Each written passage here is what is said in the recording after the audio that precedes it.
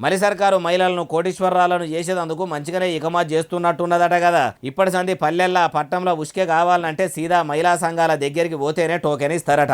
వాళ్ళు ఇచ్చిన టోకెన్ తీసుకుపోతేనే ఉసుకే తీసుకుపోయేటట్టు షెయి సర్కారు కొత్త ఇగురం చేయబోతున్నదట.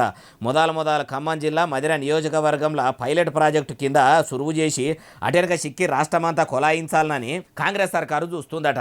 అయ్యా సీఎం రేవంత్ సారు, మీరు ఇట్లా మహిళా సంఘాలకు పేరుకు అప్పయ్యప్పుడే ఉన్నది. మొన్నటిదాకా జిల్లాకు పెట్రోల్ బంకు పెట్టిస్తామని ఎత్తులకు చెప్తిరి. ఇప్పటి వరకు ఎన్ని పెట్రోల్ బంకులు పెట్టించురు సారు? ఆర్టీసీ అద్దె బస్సులను కూడా ఆడోళ్ళకే ఇస్తామని అంటిరి. బస్సులు ఇచ్చింది లేదా, బతుకు తెరువు చూపించింది లేదా? ఇప్పుడు ఇట్లా ఉష్కెదందా అని కొత్త ఏషంగా అట్టబడితిరి. మొదలు మీరు ఎన్నికల ముంగడ ఇస్తామన్న మహాలక్ష్మి పథకం బాపతు నెలకు 2500 రూపాయలు ఇయ్యండ్రి. చేయుత పథకం కింద అమలక్కలకు ఇస్తామన్న కొత్త పింఛన్లు ఇయ్యండ్రి.